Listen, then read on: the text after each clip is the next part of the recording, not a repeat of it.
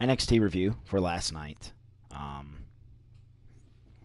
And we're just we're gonna highlight a few things here. This was a really good episode.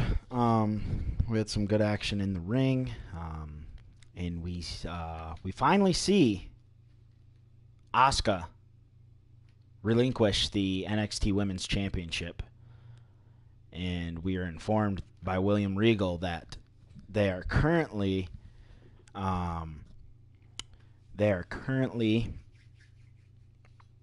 can't think of the words. I don't know why they're not coming to me. They're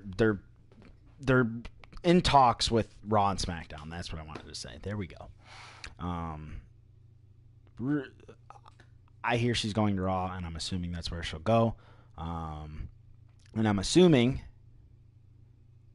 at least in my opinion, this is what I think needs to happen. As soon as she goes up, she needs a title shot. Forget the build as far as, just giving her a bunch of squash matches. We don't need that. We already know that she's great. Let her come out, just show up, take on the champ, knock her out, send her a message, and then give her a title shot and let her win and let her reign continue. That's all that needs to happen. She's too good for an extended build to make her look strong, because she's already strong enough. So get the title on her. We start out with a rematch from a few months back. Andrade Cien Almas against Cesar Bononi. And Selena Vega is on commentary. And this match is just kind of based on the fact that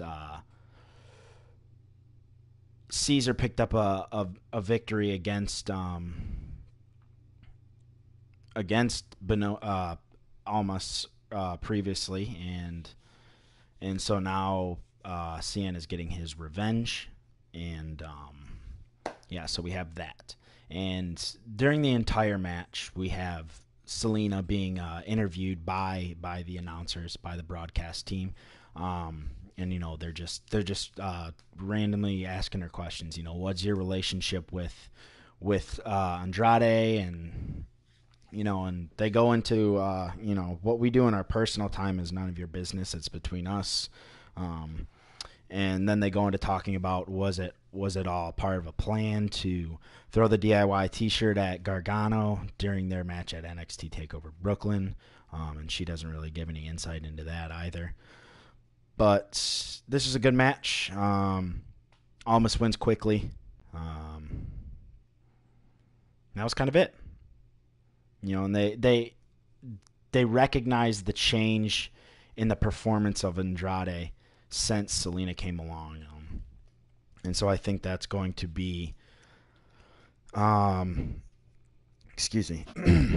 going to be the storyline moving forward, is that he's getting stronger and he's moving towards getting a chance at the NXT Championship or a mid-card title.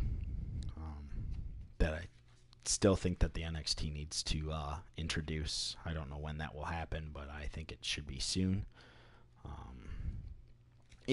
So now moving forward, we get a recap of the attack on Drew McIntyre. And, apparently I'm playing this match. That's cool. Oh, well, I'm over it. We get a rematch of the attack by Adam Cole, Kyle O'Reilly, and Bobby Fish. And William Regal comments on it, and he says that there's nothing to worry about. These attacks are going to stop. And he says that, you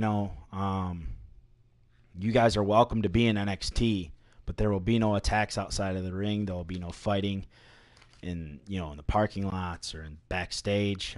All of the competing will be done in the ring. So there we have that. And then we have an interviewer backstage who's standing outside of Asuka's door. And she's quickly interrupted by the Velveteen Dream, who was last seen walking out of Full Sail University, leaving the NXT arena. And he had mentioned that he's not going to speak until the ambiance is right. And so, moving back towards this interview, he takes the mic from the backstage interviewer, and he said, he recognizes what he said previously. He said he wouldn't speak until the ambiance was right, which it isn't. But after watching NXT TakeOver, he was compelled to speak, and it was something that he needed to do. But it wasn't going to be tonight. But soon. Very soon. And he does it in a very seductive way. It was kind of creepy. So that was that. He's really talented. It's different, definitely different than just a kick-ass wrestler. He's got that. It looks like he's really living through his gimmick, which is really great to see, because not everybody can buy into the gimmick that they're given or that they choose to do. So moving on now, we have Lars Sullivan in a 3-on-1 handicap match that he was awarded by William Regal for his actions. He was attacking his tag team partners, and then he assaulted No Way Jose at NXT TakeOver.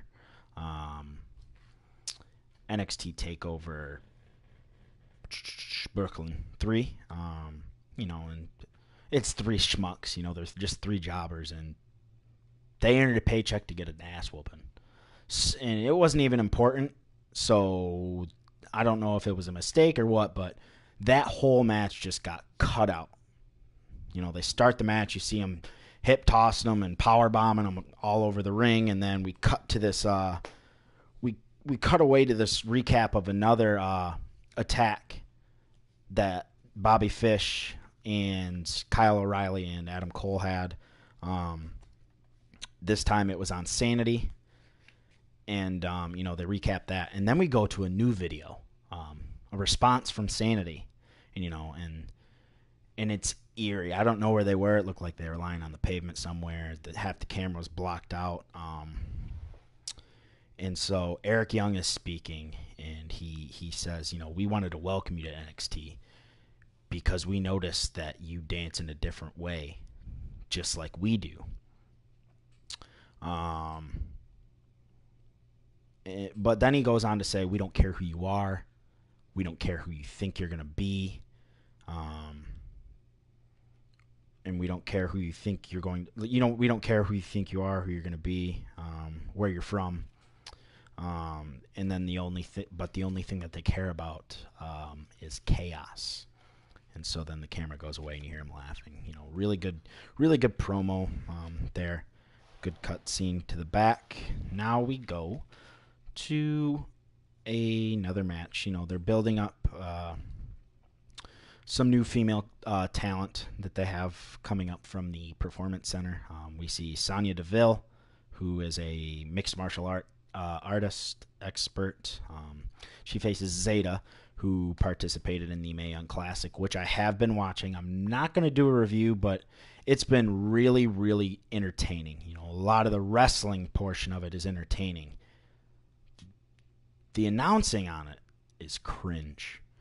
Jim Ross doesn't sound great. Lita is just really bad. It's terrible. It's terrible to listen to, and it kind of ruins the experience of the tournament. However, the wrestling itself is great. There's a lot of really good talent in that in the tournament. Kairi Sane's elbow drop is a thing of beauty. Toni Storm is an excellent competitor. Doesn't have a bad look either. She's not hard on the eyes, so to speak. Anyways, back to this match. We have Zeta, who competed in the Mae Young Classic, versus Sonya Deville. And, they kind of play up on the fact that both are mixed martial artists and they're submission experts. But it doesn't matter. It's quick. It was a technical expo. Really quick match, and Sonya wins via submission. She tapped out to the triangle armbar. Zeta did. All right, we go to a cut scene at the Performance Center. teasing, from what I could make of it, a new tag team forming in Oni Lorcan and Danny Burch, who have had some pretty intense and heated matches lately on NXT television. And it looked like they were working on a finisher with a couple other guys that were there. And they go and take a break. Regal's ringside watching them work on things, and he's like, "Yeah, make sure we get a cut of that video." And he's approached by Ruby Riott as those guys take a break from their workout, and Ruby Riott, he begs William Regal she begs William Regal for a 2-on-1 handicap match against Peyton Royce and Billie Kay. She doesn't want just Peyton Royce, not just Billie Kay, but both of them. And William Regal's like, "Look, I can't grant you that match, but I can give you a tag team match if you can find a partner." So next week we get Ruby Riott and a tag team partner to be announced against Billie Kay and Peyton Royce. Speaking of which, Peyton Royce is great in the ring. She's got a great look. Really sound wrestler. Also not hard on the eyes. It's good stuff. She's going to be successful wherever she goes. She has the physique and the look that the upper echelon of WWE tend to lean towards. I know we're moving in this women's revolution towards more technical wrestling experts, and they're the whole package. They have the look, they have the good look, they have the good body, they have a good move set, they have charisma. But she's one of those, and she's going to be successful when she eventually gets moved up. And then is that our main event? Yep, that's our main. For our main event, we have Cassius Ohno versus Hideo Itami in a no DQ match. And this has been building for a while. Cassius Ohno was away for a while, and Hideo's been on this respect tour, so to speak. I don't think that's what they call it, but basically that's what it's been. He's trying to earn respect from the crowd. And so they have a no DQ match, and there's a couple really good spots here.